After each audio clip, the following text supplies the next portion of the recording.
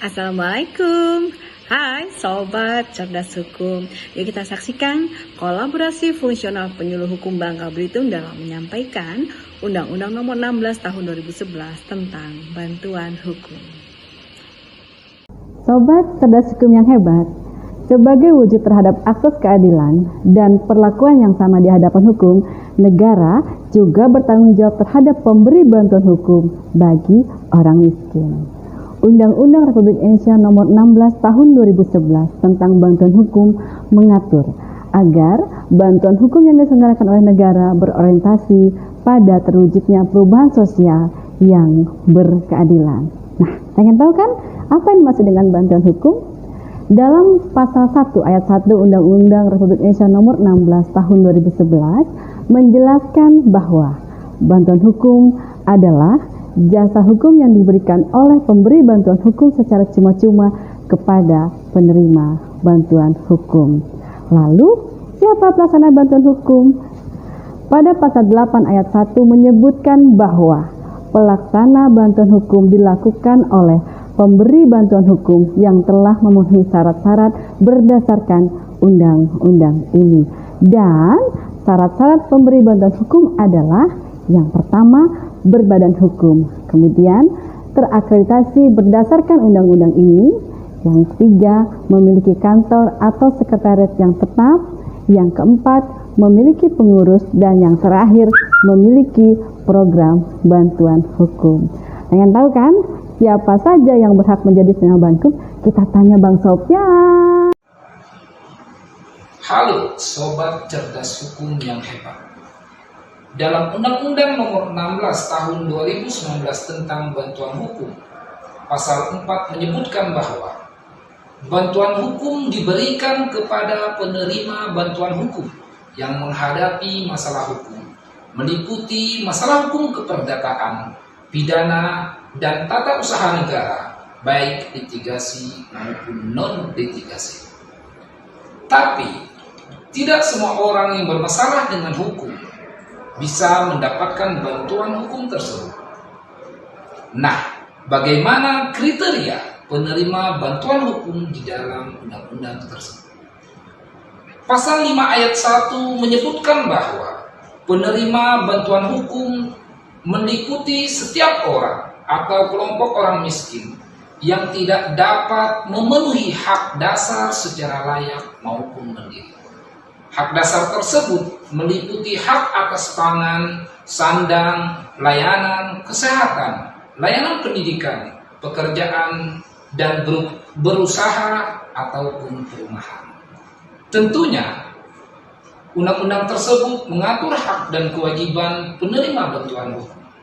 Untuk lebih detailnya, mari kita simak penjelasan Onti Rizky Amelia. Hai Sobat Cerdas Hukum, pada pasal 12 dalam undang-undang ini menyebutkan bahwa penerima bantuan hukum berhak 1. Mendapatkan bantuan hukum hingga masalah hukumnya selesai dan atau perkaranya telah mempunyai kekuatan hukum tetap selama penerima bantuan hukum yang bersangkutan tidak mencabut surat kuasa. Kedua, mendapatkan bantuan hukum sesuai dengan standar bantuan hukum dan atau kode etik advokat.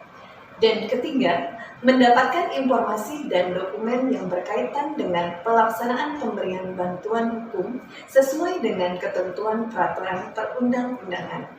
Nah, di pasal 13, penerima bantuan hukum itu wajib menyampaikan bukti, informasi, dan atau keterangan perkara secara benar kepada pemberi bantuan hukum.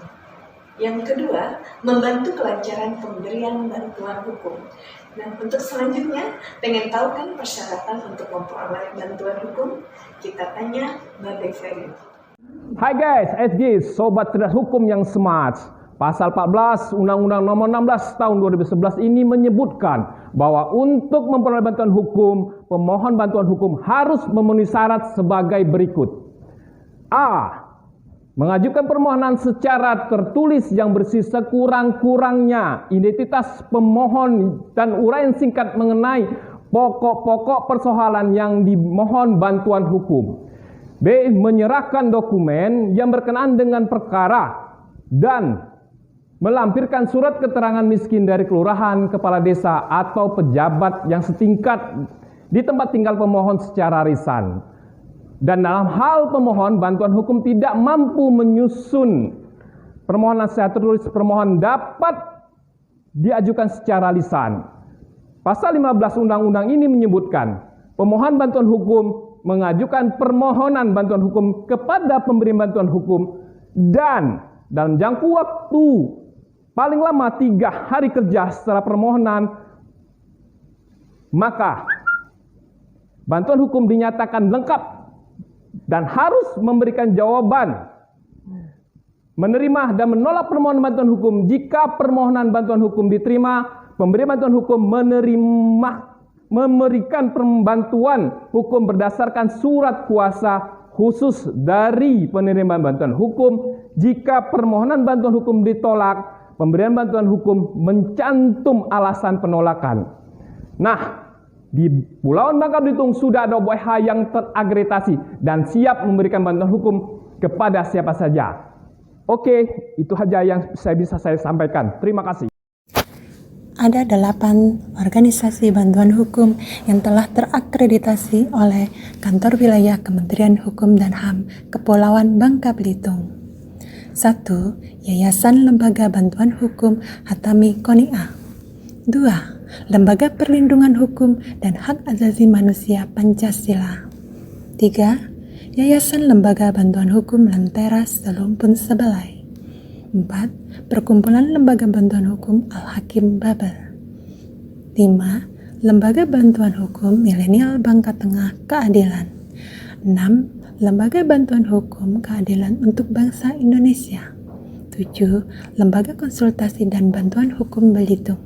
8. Perkumpulan Lembaga Pusat Dukungan Kebijakan Publik Babel.